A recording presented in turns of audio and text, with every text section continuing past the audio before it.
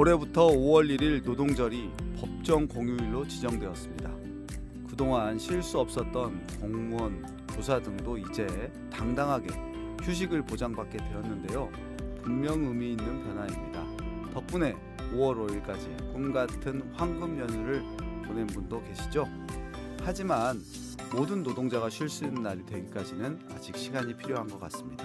이른바 플랫폼 노동자 혹은 특수고용 노동자로 불리는 분들은 여전히 노동법의 경계 바깥에 서 있는 경우가 많습니다. 비정규직이나 일부 5인 미만 사업장의 경우는 여전히 유급 휴무를 인정받지 못하고 있습니다. 모든 노동자의 휴일로 정한 노동절인데 누군가에게는 남들이 쉬는 날, 더 많이 일해야 하는 날이기도 한 거죠. 우리 사회는 이렇게 경계에 서 있는 노동이 있습니다. 회사에 소속된 것도 그렇다고 완전히 독립된 사업자라고 보기도 어려운 사장님으로 불리지만 정작 자신의 노동 조건을 스스로 결정할 수 없고 문제가 생기면 온전히 본인의 책임이 되는 기묘한 고용 형태. 일을 하고 있지만 법적인 노동자는 아닌 사람들. 법은 왜 그들을 노동자라고 이름 붙이길 주저하는 것일까요? 모든 노동자의 정당한 휴일이 될 노동자를 꿈꾸며 132 라디오 지금 시작합니다. 안녕하세요 청취자 여러분, 1과 3 이야기 132 라디오 진행을 맡은 유기만이라고 합니다. 자, 그럼 132 라디오 첫 번째 코너 이슈 브리핑을 시작하겠습니다. 이번 시간은 지난달 지역 노동 이슈를 지역 언론을 통해 살펴보는 시간입니다. 한국언론진흥재단에서 운영하는 비카인즈라는 뉴스 분석 사이트에 등록되어 있는 전북 지역 신문사 외에 다양한 지역 뉴스를 짚어보고 뉴스 이면의 구조적 문제도 함께 생각해보는 시간입니다. 2026년 4월 한 달 주요 이슈가 되었던 것들은 무엇이 있을까요? 전주시 비정규직 노동자 지원센터 오영수 센터장님을 모셨습니다. 반갑습니다. 반갑습니다. 청취자 여러분 반갑습니다. 시간이 참 빠르게 흐르는 것 같습니다. 벌써 5월입니다. 그러니까요. 예. 오늘도 뉴스를 통해서 우리의 일터 또 우리의 이웃들의 삶 이야기를 전해드리도록 하겠습니다. 네, 그러면은 지난 한 달 4월 동안 전북 지역 노동 현장에 어떤 일이 있었는지 함께 들어보겠습니다. 첫 번째 소식 전해주십시오. 참 마음이 무거워지는 이야기로 시작해야 할 것 같습니다. 전북 지역 장애인 노동자들의 고용 현실에 대한 기사인데요. 지난달 장애인 날을 맞았지만 우리 지역 장애인 고용률은 33.8%로 타 지자체에 비해서 여전히 하위권에 머물러 있습니다. 더 뼈아픈 것은 취업해도 대부분 저임금과 또 단순 노동에 그쳐 진정한 의미의 그 경제적 사회적 자립으로 이어지지 못하고 있다는 점입니다. 네, 그 4월 20일이 장애인의 날이고 올해로 46회째라고 그렇죠. 하는데 우리 지역에 아까 낮다고 했는데 퍼센테이지로 그럼 고용률이 몇 퍼센트? 33.8%니까 33.8%. 네. 그러면 뭐 다른 그 도는 어느 정도 수준인가요? 다른 부분은 저희들보다 조금 좀 높은 네. 상태에 있고 또 전북도의 그 공공 일자리 역시 2,000자리 정도 네네네. 또 대부분 또 규모가 작고 급여도 월 58만 원 정도 수준인 것으로 나타났습니다. 참여 일자리 장애인에게 그렇죠. 단순 환경 네네네. 정비에 네. 치중되어 있고 네. 저는 33.8%인데 예, 그나마 그 안에 보면은 참여형이나 네, 환경 정비 월 예. 58만 원 수준의 일자리가 그렇죠, 대부분이다. 그렇죠. 예. 아이고 참, 그렇죠. 우리 사회에 일단 함께 살아가는 우리 장애인분들이 해마다 장애인을 날을 맞이해서 여러 가지 요구를 하는데 우리 지역이 참 개선이 더디고 잘 안 되고 있는 것 같아요. 그렇죠. 그리고 장애인들도 그 뭐랄까 각자의 저는 그 빛나는 적성이 있다고 네. 생각합니다. 네. 단순한 그 고용률 숫자만 채우는 일자리로는 좀 부족하고 이분들의 직무를 좀 다양화해서 또 체계적인 직업 훈련을 통해서 궁극적으로 민간 일자리로 좀 이어질 수 있도록 자연스럽게 연결될 수 있도록 실질적인 고용과 자립을 이룰 수 있도록 뭐라고 돕는 뭐 징검다리 역할 네. 이런 정책 설계가 절실히 필요한 시점이 아닌가 이렇게 네. 생각하고 있습니다. 아무튼 통계상으로 제주나 충북, 충남이나 뭐 이런 데보다도 훨씬 낫죠. 훨씬 낫다고 예. 하는 것은 좀 경각심을 가질 일이라고 저는 좀 보이네요. 그렇죠. 매우 중요한 의미라고 생각합니다. 네. 자, 두 번째 소식 전해주시죠. 두 번째는 우리 지역의 미래 청년들의 목소리입니다. 전북 연구원에 발표한 청년 고용 인식 조사에 따르면 우리 지역 청년들이 받는 평균 임금과 또 청년들이 그 희망하는 임금 사이가 있을 거 아니에요. 네네네. 약 75만 원의 큰 인식 차이가 존재하고 있다고 네. 합니다. 뭐 청년들의 월 평균 임금이 얼마인데 얼마를 바라고 있다는 거죠? 75만 원 차이니까 네. 그 네네네. 금액 차이가 상당한 아, 격차를 좀 가지고 있는 거죠. 기사 보니까 예. 이게 293만 원을 받고 예, 있는 걸로 200 나오는데 93만 원. 예. 근데 이거는 사실 정규직이 이럴 것 같고 그렇죠. 대부분 청년들 비정규직은 예. 이마저도 못 받을 텐데 이거 예. 상당히 어쨌든 격차가 굉장히 큰 그런 그런 바램하고 인식 차이를 희망하고 예, 그렇군요. 근데 단순히 이게 돈을 더 달라는 의미는 아닌 것 같아요. 네. 어떤 일자리 질에 대한 고민이 네. 거기는 담겨져 있고 또 청년 절반 이상이 주 40시간 근무를 희망하고 또 유연 근무제나 시차 출퇴근 도입을 또 간절히 또 바라고 있습니다. 네. 또 청년들이 우리 전북에 뿌리를 내리고 네. 또 살아가려면 단순한 일자리 개수를 늘리기를 넘어서서 또 삶과 또 이 균형을 보장하고 또 미래 성장의 꿈을 꿀 수 있는 질적인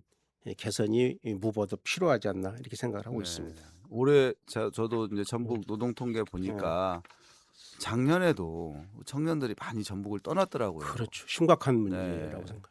그게 이제 이게 근데 이제 고령층의 일자리는 이제 뭐 취업률은 높아지고 높아지지만 질은 굉장히 저하되어 있는 그렇죠. 상태고. 그래서 이제 예.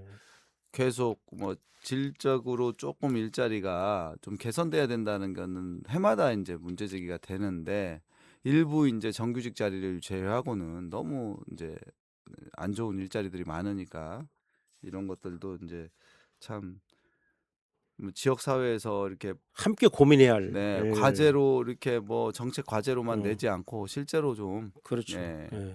실효성 있는 실효성 있는 어떤 정책이 네. 나와서 전북이 이제 뭐라고 인구 감소에 네, 심각한 어떤 지역이잖아요. 네. 그래서 특히 청년들이 우리 지역에서 살아갈 수 있도록 일자리에 대한 정책적인 대안들을 좀 많이 만들어내서 청년들이 이 자리에서 머물 수 있도록 하는 것이 네. 매우 중요한 과제라고 생각합니다. 알겠습니다. 세 번째 뉴스도 전해주시죠. 예, 세 번째 소식은 외국인 노동자 유입이 우리 지역 경제에 미치는 영향에 관한 네. 연구 네. 결과입니다. 한국은행 전북본부와 전북대 분석에 따르면 외국인 노동자의 유입은 기업의 생산을 유의미하게 늘리고 또 전반적인 내국인 임금에도 큰 악영향을 주지 않는 것으로 네. 나타났습니다. 그렇군요. 예, 노동력 부족에 시달리는 지역 산업에 뭐 굉장히 중요한 역할을 네. 하고 있다고 생각합니다. 네. 얼마 전에 이제 어떤 기업인 저도 네. 만났는데 외국인 없으면은 이제 이주 노동자 없으면은 운영 자체가 어렵다 이렇게 그렇죠. 이제 이야기를 많이 하시고 특히나 이제 최근에 뭐 막 그 전쟁으로 비행기 유가 상승했었잖아요. 그래서 이제 계절 노동자들 이제 유입이 못 들어. 이렇게 막 제때. 어려움이 있으니까 예. 근데 막 뭐 고창군에서는 예. 뭐 그 차질 없이 하겠다 해가지고 막 맞습니다. 신문 기사도 난 거 예. 보니까 이제 시골도 절실한 거예요. 너무 이제 이게 예. 자체가 어려운데 근데 여기에서 어쨌든 이게 생산에 긍정적인 효과가 있고 그러나 이제 임금 우리 내국인 고용의 임금에 영향을 미치지 않는다. 이게 이제 어쨌든 공식 통계에 의하면 그렇죠. 예. 단순 이제 그렇죠. 건설업이나 농림업 예. 이제 이런 분야에 이제 그렇죠. 내국인이 기피하는 일자리에 이제 이주 노동자들이 와서 일을 하니까 뭐 영향이 크지는 않은 것 같아요. 그렇죠. 이게 비숙련 이게 뭐라 할까 분야의 지역 어떤 그 취약계층 일자리하고 약간 좀 이게 네. 경쟁이라고 할까? 네. 그런 부분도 존재하긴 하지만 네. 어쨌든 외국인 인력 유입이 긍정적인 효과가 맞습니다. 분명히 있다. 네. 그다음에 실제로 절실도 필요하고 네. 저도 그 산책을 하다 보면 외국인 노동자들을 많이 네. 보게 되는데 그분들의 그 역할들이 우리 지역의 구석구석에 많은 역할을 미치고 있다 이런 생각이 들어갑니다. 네. 그만큼 이제 예. 저희들이 또 좀 그 노동에 대한 존중 의식도 높아져야 되는데 그렇죠. 사실 이제 발생하는 사고들이 너무 안타깝죠. 네, 체불임금도 더 많아지고 예. 있고 뭐 그렇죠. 이런 것이 좀 너무 안타까워요. 그래서 우리가 정말 우리 지역에서 꼭 필요해서 이렇게 이제 뭐 유입을 이제 제도로서 이제 유입을 외국인에 했는데 책임 있게 이제 맞아요. 책임 있게 그분들도 이제 노동존 이제 그분들이 없으면 이제 돌아가지가 않으니까 그렇죠. 그에 대한 인식 변화도 좀 많이 됐으면 예. 좋겠고 이런 어떤 좀 분석이 그 많이 돼서 우리 그렇죠. 인식을 개선시키는 데 좀 도움이 됐으면 그렇죠. 좋겠습니다. 그래서 각 산업 현장의 어떤 수에 맞는 네. 세밀하고 또 네. 맞춤형 정책 설계가 병행돼야 네, 네, 네. 지금 현재 들어와 있는 분도 마찬가지지만 우리 산업 구조를 작동하는 데 네. 있어서도 그분들의 역할이 굉장히 크기 때문에 네. 여러 가지 정책적 어떤 그 배려, 대안 네. 이런 것들이 함께 만들어져야 되지 않을까 이렇게 생각하고 있습니다. 그러니까요. 아무튼 한국은행 전북본부와 전북대학교 이제 교수가 함께 예. 외국인 근로자 유입이 지역 노동시장에 미치는 영향 분석 보고서를 냈다니까 그렇죠. 저도 한번 찾아서 읽어봐야겠습니다. 예, 아주 굉장히 의미 있는 보고서인 건 네. 맞습니다. 네. 현재 우리가 처해 있는 여러 가지 이 여건이라든가 또 뭐 다음 소식을 전해드리기도 하겠지만은 네. 여러 가지 외국인 노동자와 관련된 여러 가지 사회적 문제 네. 이런 문제에 대해서 다시 한번 네, 네, 네. 되돌아보는 그런 시간이 되었으면 좋겠습니다. 네. 그러면 뭐 이어지는 소식 전해주시죠. 네 번째 소식도 방금 전해드린 이야기가 맞닿아 있는데요. 전북 지역 이주민들의 체불 임금을 근절하기 위해서 네트워크가 공식 출범했다는 소식입니다. 네. 반가운 소식이네요. 네. 내국인 임금 체불액은 소폭 줄었습니다. 그렇지만 이주민들의 체불 신고 건수는 무려 2배 이상, 네. 체불액은 44%나 네, 네. 급증을 했는데요. 이분들이 말도 잘 통하지 않고 또 낯선 땅에서 체류 자격의 불안함 뭐 이런 것 때문에 임금을 떼고도 정말 눈물만 삼키는 그런 분들이 너무 많다는 것입니다. 네. 아니 이제 통계상으로도 어쨌든 24년에 비해 25년 체불임금 진정 건수는 소폭 줄었어요. 줄었지만 예. 외국인 이주 노동자는 2배, 2배 이상 이상 늘었다. 늘었고 이거는 체불액도 44%나. 네, 그러니까요. 매우 심각한 건데 네. 우리 지역도 이런 상담이 저희 센터로도 많이 들어와 가지고 그렇죠. 저도 이제 속상한 경우가 네. 많습니다. 그렇죠.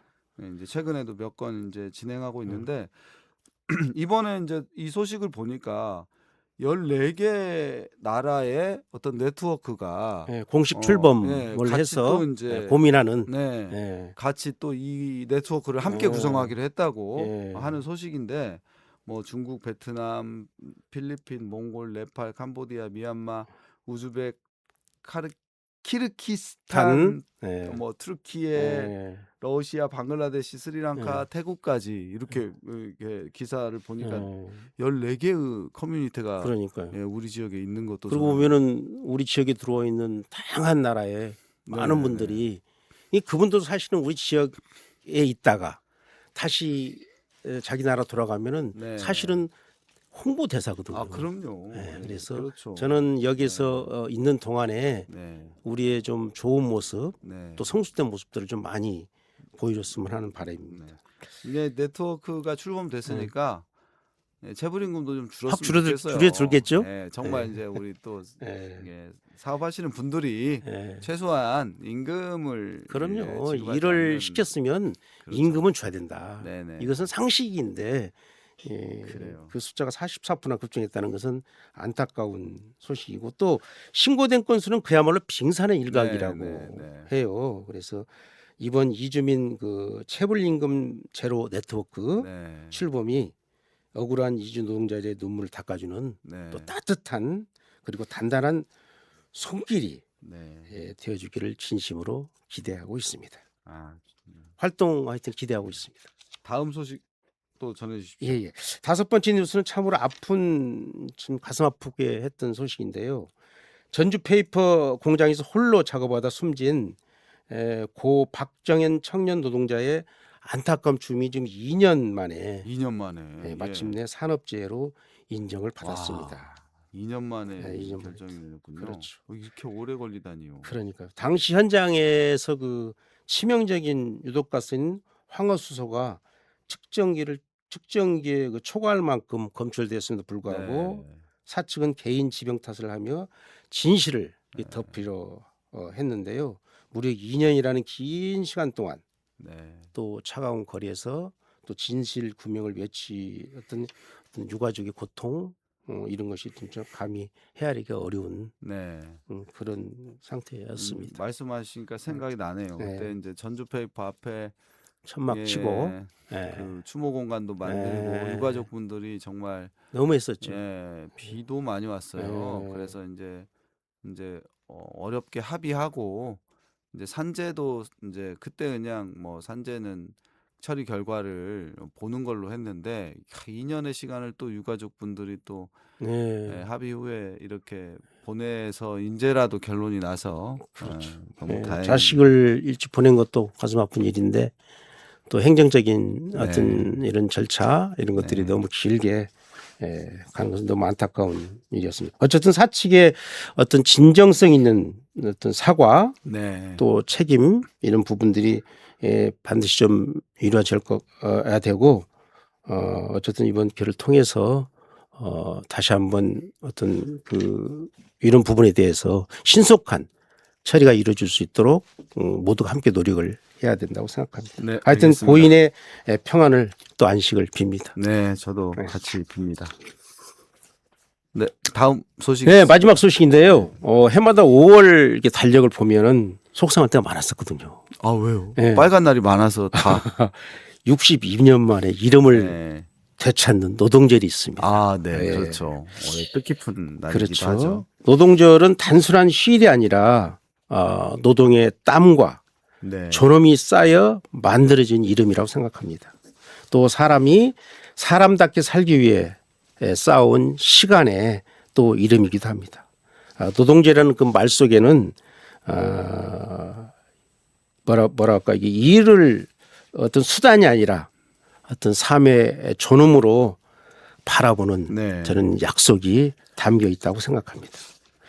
근데 하지만 그 여전히 쉴 권리조차 보장받지 못하는 사각지대가 넓다. 아직도 안타까운 또 이야기도 함께 전하고 싶습니다. 네, 그러니까요. 이번 매일 노동뉴스 기사던데요.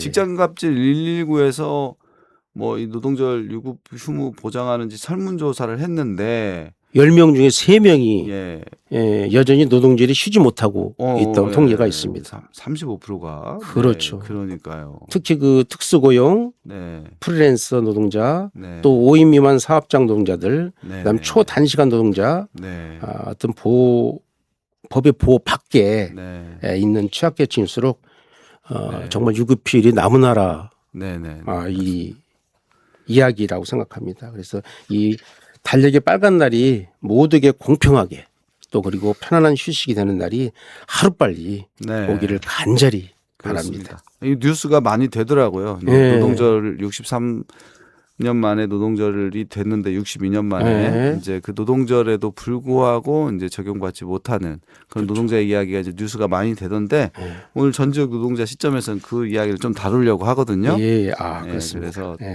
이어서 이제 다뤄보도록 하고 오늘 지난달 소식 또 많이 전해주셨는데 이것으로 뉴스 브리핑은 마치겠습니다. 오늘 또 해주셔서 감사합니다. 네, 늘 건강하시고 여러분 내일을 언제나 응원하겠습니다. 감사합니다.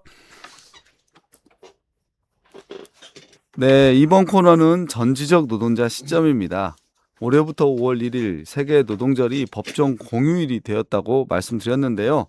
지난해까지는 근로자의 날 제정에 관한 법률에 따른 유급 휴일이어서 관공서, 학교 등은 쉬지 않았는데 올해부터는 더 확대되어서 관공서 등 모두 쉬는 법정 공휴일이 된 거죠. 그래서 아이들도 학교에 가지 않습니다. 그럼에도 불구하고 항상 사각지대가 있죠. 노동절 휴일 규정을 적용받지 못하는 노동자들이 여전히 존재합니다. 특수고용 노동자 혹은 프리랜서로 불리는 노동자들입니다.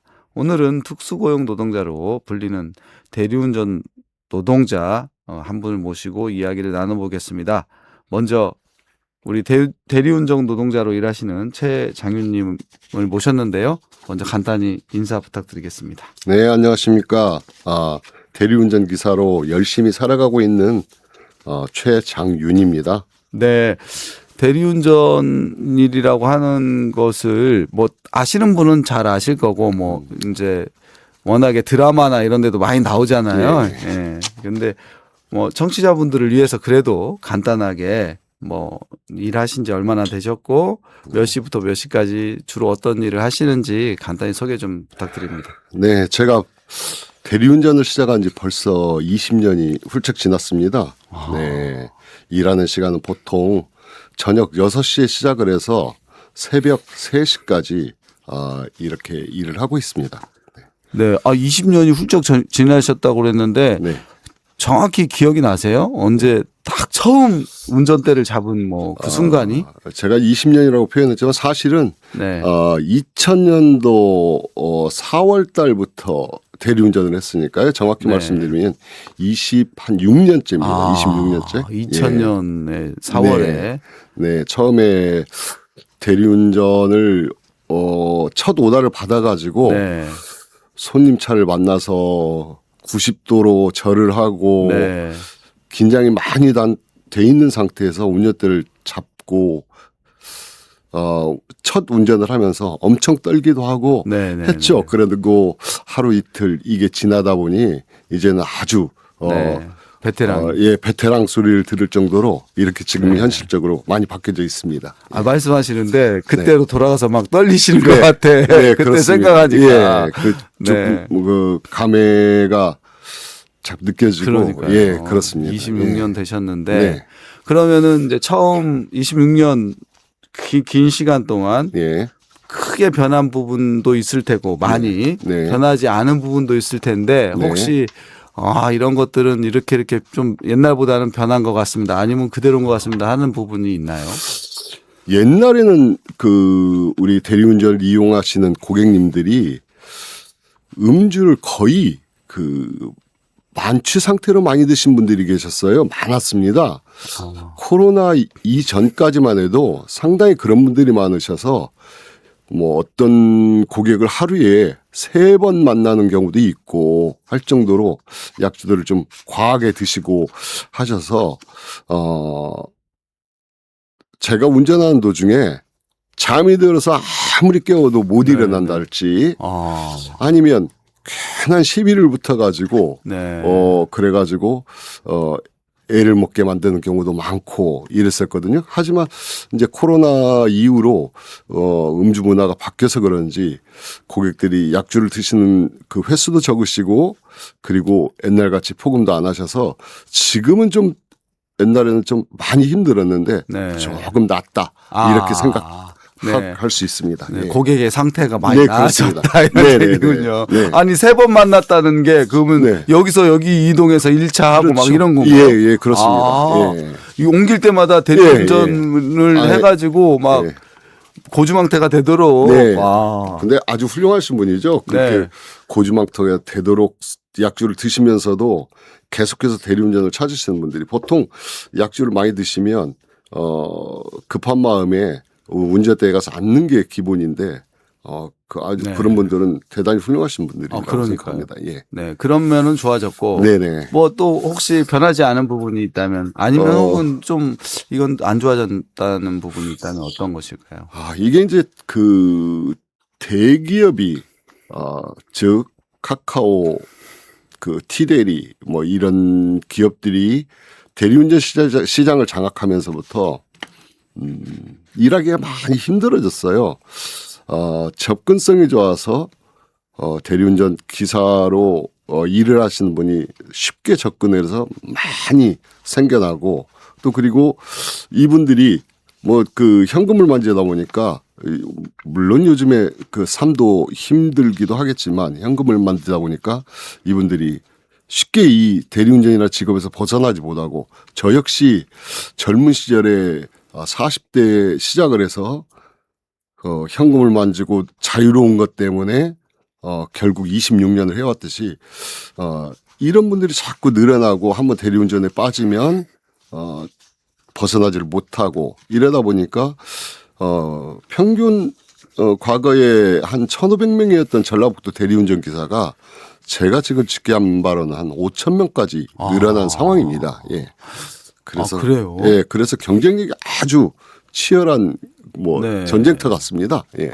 이제 그 이유를 이제 아까 카카오나 네. 뭐 그런 대기업의 시장 진출 때문에 그 이유를 꼽으셨는데 네네. 그 이유가 네. 대기업 시장 진출인 것이 원인인 그런 어떤 이유를 조금만 더 구체적으로 설명해 주시면 좋겠습니다. 과거에는 대리운전을 하려면 이 숙달된 사람으로부터 많은 지도 이런 것들을 받아야 할 수 있었지. 지금은 앱을 통해서 너무 쉽게 손님의 위치, 손님이 가고자 하는 목적지 이런 것들이 앱만 누르면 자동으로 다 연결되기 때문에 접근성이 아주 좋아졌습니다.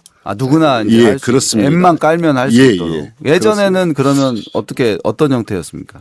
이 옛날에는 오래된 사람들은 대리운전을 처음 시작하면서 저 같은 경우에도 한 6개월 동안을 일지를 매일매일 적어서 어디에서 손님을 모시고 어디에 도착했다 그러면서 음식점이랄지 아파트랄지 이런 것들을 다 머릿속에 외워놓고 살았었는데 지금은 내비게이션이랄지 네. 이런 것들이 그 편안하게 쓸 수 있는 환경이 되면서 그러면서 그 대리운전 하기가 접근성이 아주 좋아졌습니다. 네. 그래서 근데 뭐 술 드시는 분은 줄었을 거 아니에요? 많이 줄었죠. 네. 네. 네, 술 많이 드시는 분은 줄고 네. 대리운전 노동자들은 3배로 늘고 예. 그러면 수입이 어려울 것 같아요. 그렇죠. 예. 예를 들어서 그 과거의 수입보다 아주 빠릇빠릇한 젊은이들은 과거의 수입보다 좀 수입이 늘어난 구조가 되어 있기도 하지만 그렇지만 대체로의 대리운전 기사들이 수입이 반토막 이상 났다. 네. 더군다나 계엄 이후로 그 문화가 바뀌어서 그러는지 사람들이 주머니에서 돈은 안 풀더라고요. 그래서 결국에는 반토막 이상 그 수입이 줄어들었다. 이렇게 지금 그런 돼 실정입니까? 있습니다. 예. 네. 계엄 이후에 예, 그렇습니다. 네, 술을 이게 이제 지갑이 안 열린다. 그렇죠. 예. 네. 저희들이 볼 때는 그렇습니다. 지금 또 물가도 많이 올라가지고 예. 식당 가서 한 잔만 먹으려고 해도 이제 정말 많이 힘들죠. 네, 많이 힘든 상황인데요. 네, 아무튼 그런 변화들이 이제 있었고 그러는데 이제 새 정부 들어서서 네. 뭐 노동 정책이 좋아지고 있다. 네. 이런 말들을 많이 합니다. 네네네. 혹시 뭐 현장에서 그런 것이 느껴지는 게 좀 있습니까? 네, 그 노동 환경이 상당히 좋아진 것은 사실입니다. 벌써 이제 대표적으로 네. 어느 정부도 시행하지 못한 세계 노동절 즉 메이데이를 네.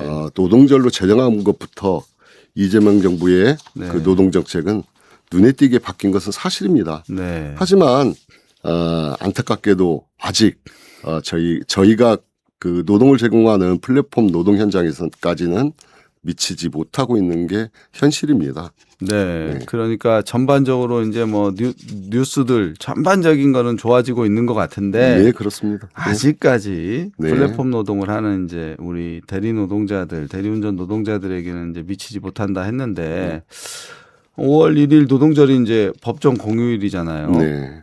그 이제 대리운전 하시면서 뭐 스스로 노동자라고 생각이 되시는지 일하시는 분들도 이제 소속 업체가 있을 텐데 네. 법정 공휴일에 쉴 수 있는 건지 뭐 어떠신가요?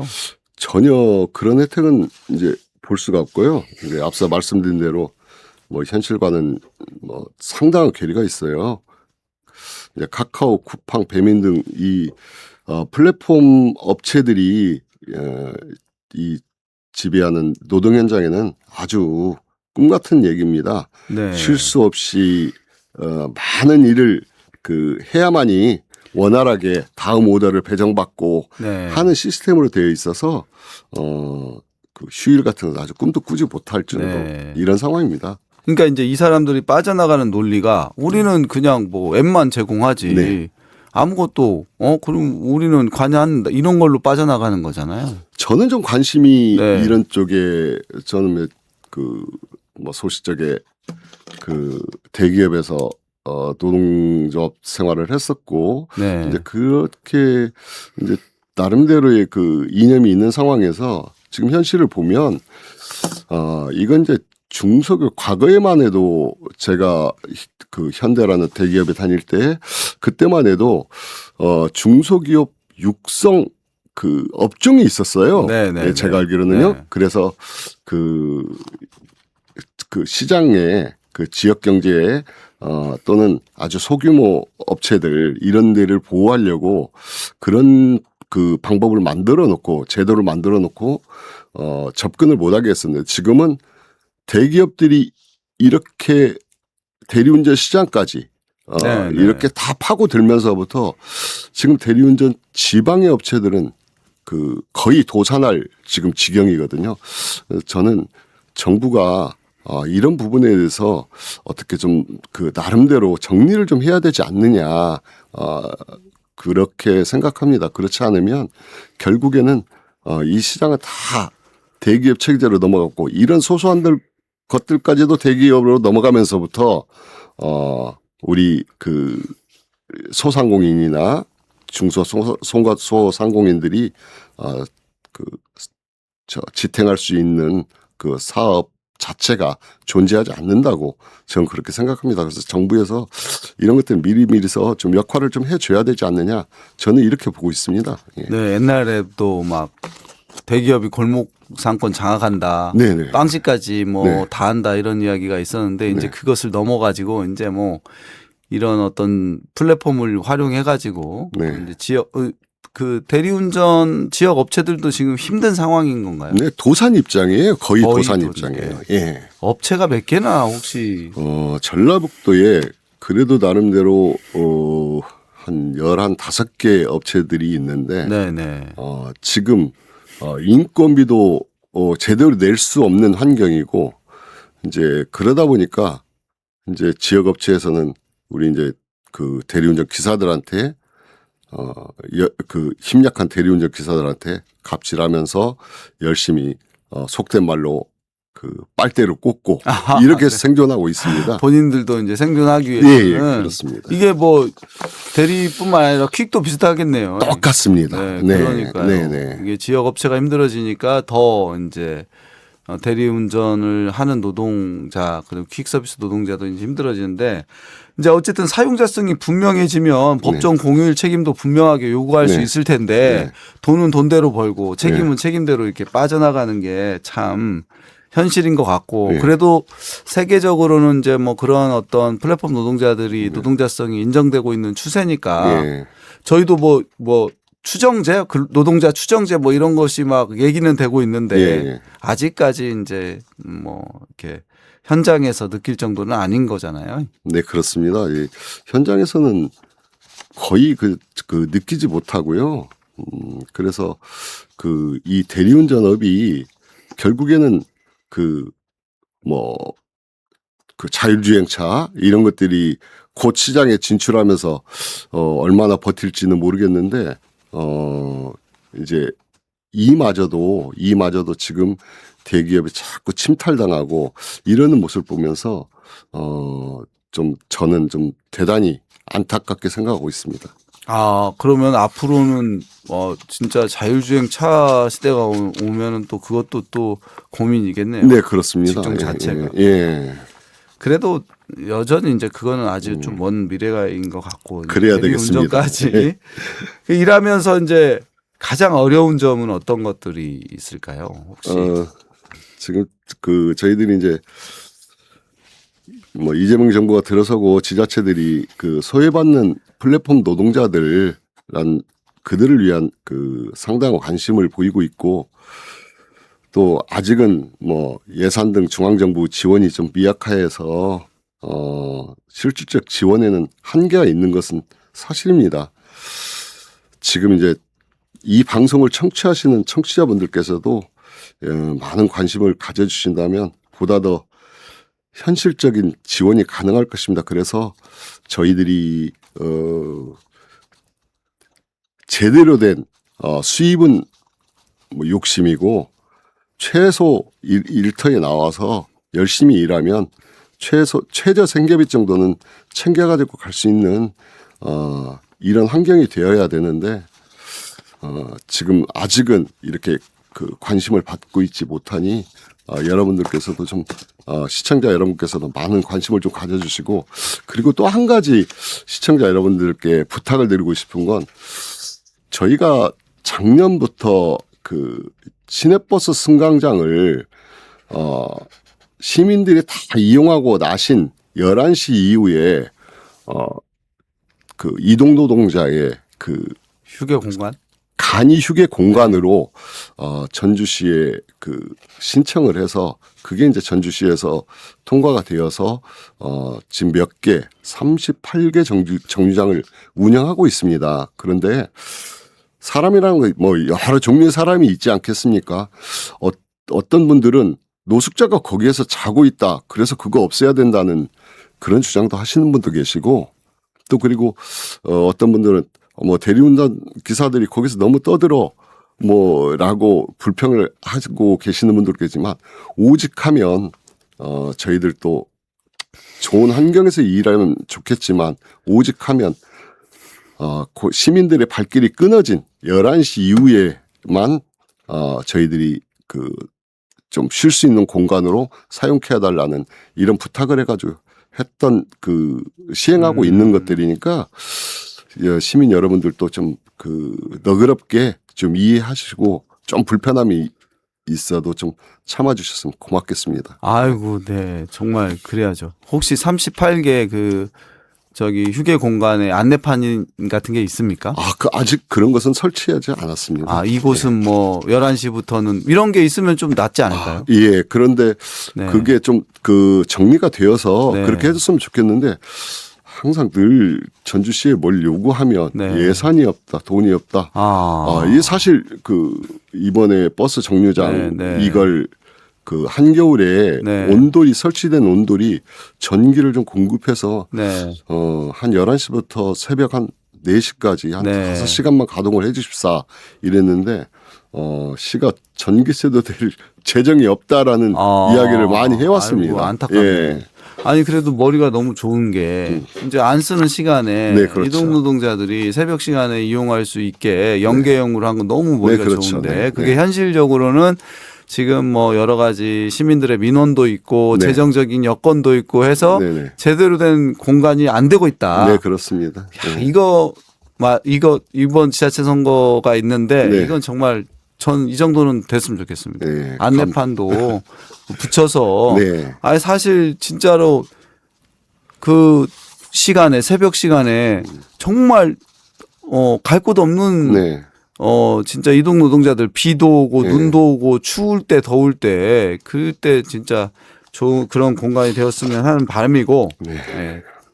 되는데 저희 비정규직센터도 네. 목소리를 같이 네, 감사합니다. 내도록 하겠습니다. 네, 감사합니다. 네. 그리고 또 뭐 최근에는 이제 이동 노동자가 많아지니까 네. 퀵서비스 뭐 대리운전은 좀 덜 할 수 있겠는데 산재 사고가 많아지고 있는데 네. 네. 대리운전도 이제 이동 간에는 또 이제 사실 뭐 여러 가지 이동 수단을 이용하다 보니까 밤에 또 다니고 하다 보니까 사고가 많을 것 같아요. 네. 그게 어떻습니까? 지금 저희들이 이것도 또 자꾸 오늘 어쩌다 보니까 대기업을 비판하는 자리가 되어버렸는데요. 우리 대기업은 좀 이렇게 네. 비판 받아도 되죠? 네, 됩니다. 네. 그런데 네.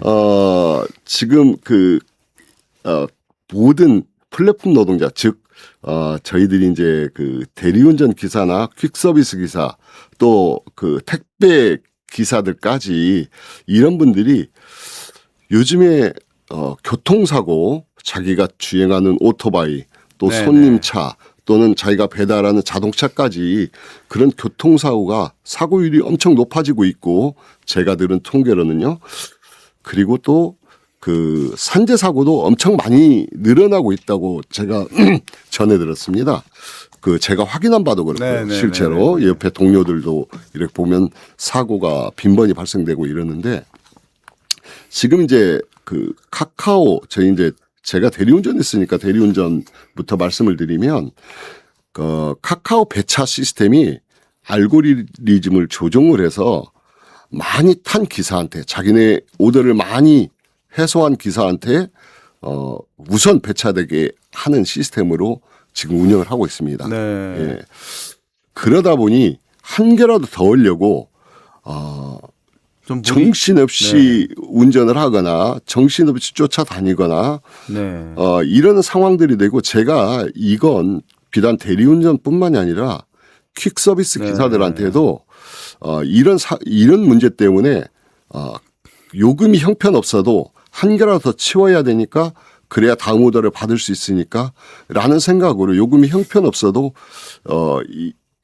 갈 수밖에 없다. 그래서 이런 문제 때문에 바삐 서둘러 보니까 과속, 신호위반 뭐 이런 것들을 기본으로 하고, 이래서 교통사고 또는 산재사고들이 엄청나게 많이 발생하고 있는 걸로 알고 있습니다. 그래서 이런 것들조차도 이 공정한 배차 방식이 될 수 있도록, 저는 제가 공정거래위원회에 그 문제 제기를 좀 몇 번 했는데 좋은 소식은 들려오지 않고 있어요. 하여튼 끊임없이 이런 문제 제기를 좀 하고 해서 좀 개선을 해야 되지 않느냐, 저는 이렇게 생각하고 있습니다. 네. 일단은 알고리즘 자체가 네, 일 많이 하는 사람에게 먼저 주는 방식이니까 네. 서로 더 그렇죠. 일을 경쟁적으로 하는 네, 그런 그렇죠. 시스템이군요. 네네, 그렇죠. 예. 네. 그러면 앱만 제공하는 게 아니고 네, 알고리즘을 제공하면 사용주죠.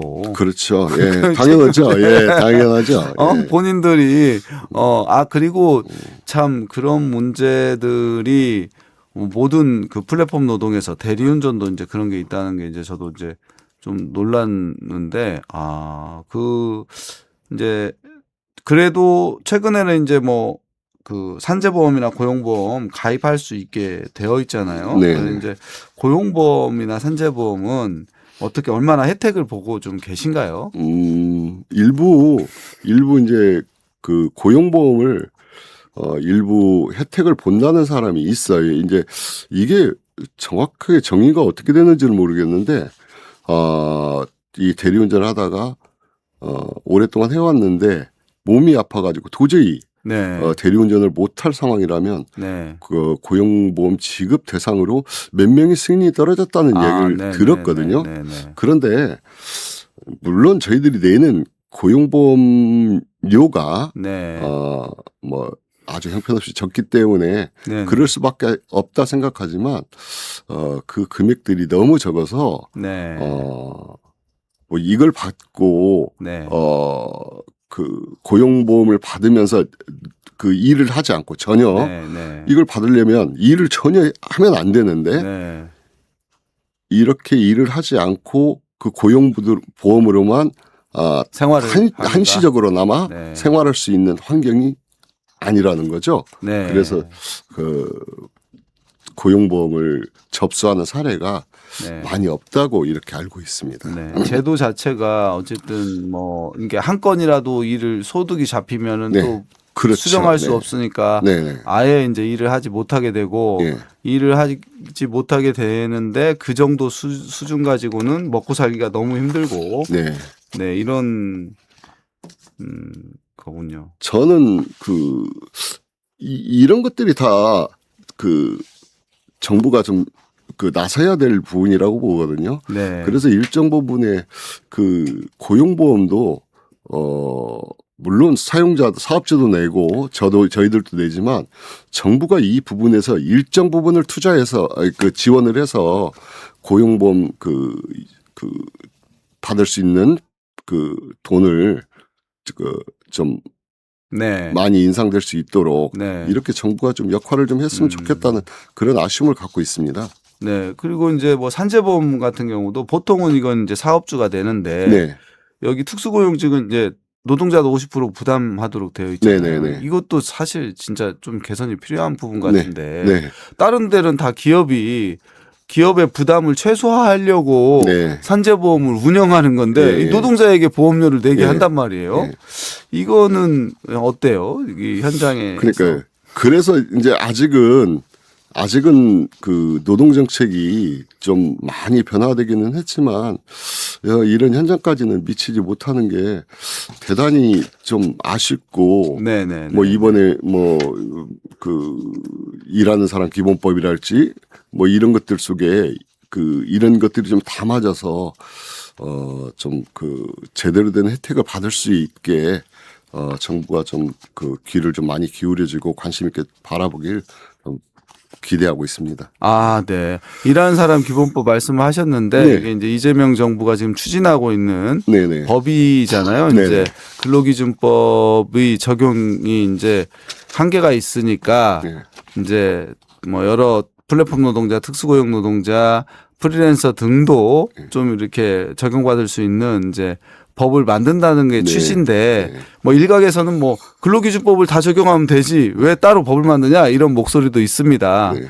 뭐 그것도 맞는 말이겠지만 어쨌든 만들어지는 법이라면 아까 말씀하셨던 것처럼 사대보험, 산재보험이나 네. 이런 것도 실제로는 좀 제대로 좀 고용보험도 좀 최저 생계도 지금 현재 다른 노동자들하고 차별이 되니까 네네. 고용보험이나 산재보험도 가입은 하게 돼 있지만 뭔가 온전히 예. 잘 시행이 안 되다 보니까 이런 것들이 이제 기본법에 담겨야 된다 이렇게 말씀을 하셨는데 이제 이 법에 대해서 현장에서 일하는 사람 기본법에 대한 좀 뭔가 기대가 있어요?